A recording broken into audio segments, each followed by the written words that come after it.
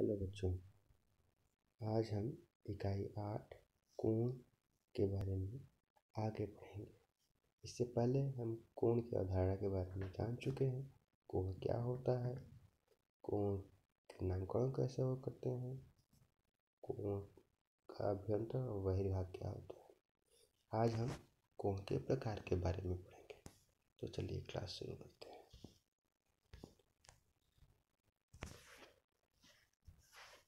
कोणों के कुछ विशेष प्रकार होते हैं जो निम्न हैं।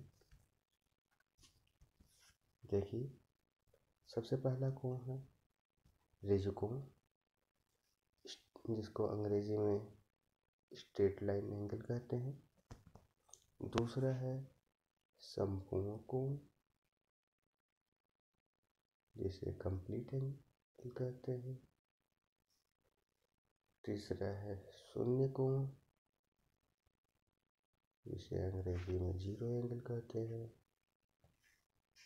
और चौथा है समकोण, जिसे राइट एंगल कहते हैं। ये कोणों के विशेष प्रकार हैं। इनमें से हम एक एक करके बात करेंगे। तो सबसे पहले लेते हैं ऋजुकोण। देखिए, हिंदी में ऋजु का मतलब होता है सीधा,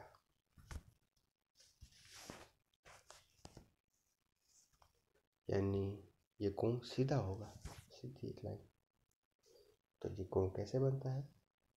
जब दो विपरीत रेखाएं एक बिंदु पर मिलती हैं, एक रेखा इधर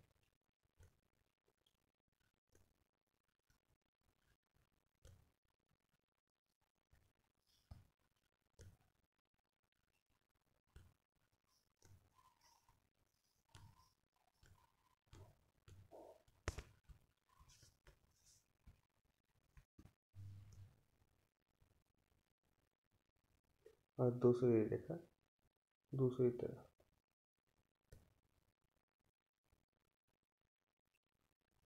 तो ऐसे में ऋजुकोण बनता है।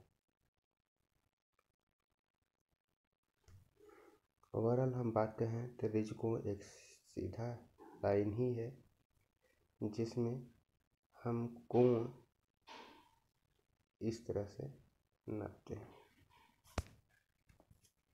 जैसा कि चित्र में देख रहे हैं कि एक रेखा यहाँ से बिंदु O से B की तरफ जा रही है इधर, और एक रेखा O से A की ओर जा रही है। और इस तरह से कोण जो बन रहा है वो 180 डिग्री का होता है।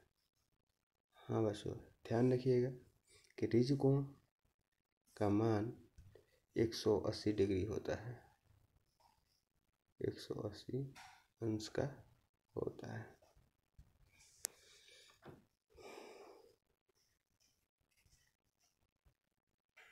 इससे आगे आता है दूसरा, हमने कहा था संपूर्ण कोण, या अंग्रेजी में कंप्लीट एंगल। संपूर्ण कोण, यदि एक किरण एक बिंदु के परितः एक चक्कर घूमकर पुनः अपने स्थान पर आए तो संपूर्ण कोण का निर्माण होता है। मतलब कि ये एक जो है रेखा हो और यही पूरी तरह से घुमा करके फिर वापस अपने ही स्थान पर आ जाए तो 360 डिग्री का एक कोण बनाएगा, जिसे संपूर्ण कोण कहते हैं।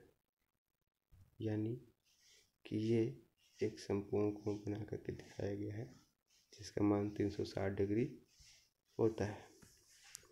संपूर्ण कोण के बाद से हम एक कोण आता है शून्य कोण। शून्य कोण क्या है? वास्तव में कोण बनाने के लिए दो लाइन चाहिए और दोनों लाइनें एक दूसरे के ऊपर एक ही दिशा में पड़ी होती हैं। जैसे मैं इस तरह से एक लाइन और दूसरी भी इसी के ऊपर, जिससे कि इनके बीच का कोण नापा ही नहीं जा सकता, होता ही नहीं, कोण होता ही नहीं। इसी को शून्य कोण कहते हैं। यानी दो लाइन, यदि दो किरणें एक दूसरे के पूर्णतः संपाती हो तो उनके बीच शून्य कोण होगा। इसे लिख लीजिए और याद करिए। आगे बढ़े तो अगला है समकोण, ऐसे कहते हैं राइट एंगल। बच्चों देखिए, आपने यहाँ किताब अपनी देखी है, पन्ने देखे हैं, तो हमारे किताब के पन्ने के संलग्न जो किनारे होते हैं वो एक दूसरे से समकोण पर होते हैं, और ऐसे कोण को हम समकोण कोण कहते हैं। समकोण एक दूसरे के ऊपर दो रेखाओं से बनते हैं, जिनमें दो रेखाएं एक दूसरे के लंबवत होती हैं। यानी कि कुछ हाथ बनाने में परेशानी हो रही है, लेकिन जैसा कि चित्र से आपको स्पष्ट हो रहा है, ये इन दो रेखाओं के, इसके और इसके बीच में 90 डिग्री का कोण है। यही 90 डिग्री का कोण समकोण कहलाता है। याद रखिएगा कि समकोण का मार्ग 90 अंश होता है। अब आगे बढ़े तो अभी तो हमने ये पढ़ा था कि कोणों के विशेष प्रकार।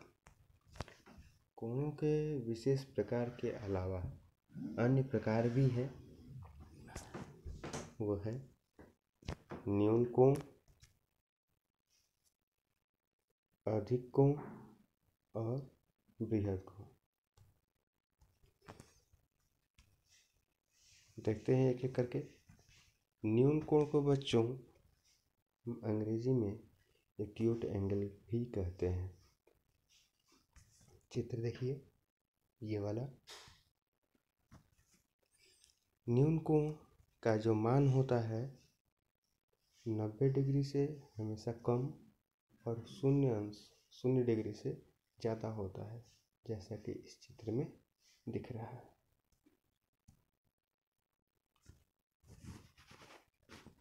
अगला है अधिक कोण। अधिक कोण को अंग्रेजी में ऑब्ट्यूस एंगल भी कहते हैं। इस कोण का मान 180 से कम लेकिन 90 डिग्री से ज़्यादा होता है। ऐसा कि आप इसमें देख सकते हैं, मैं आपको एक और बना के चित्र दिखा सकता हूँ। ये और ये जो कोण होगा ये होगा अधिक कोण।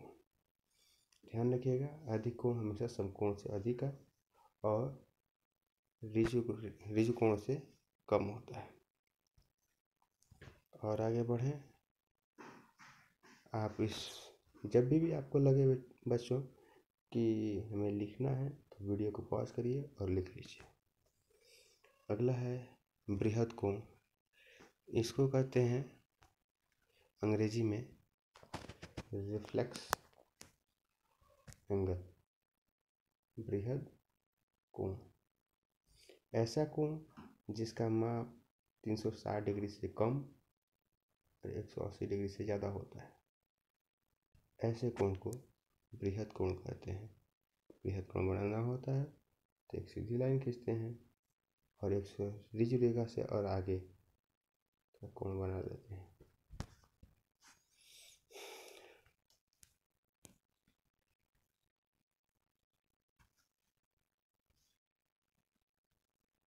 वीडियो को शांति से ध्यान से देखने के लिए धन्यवाद।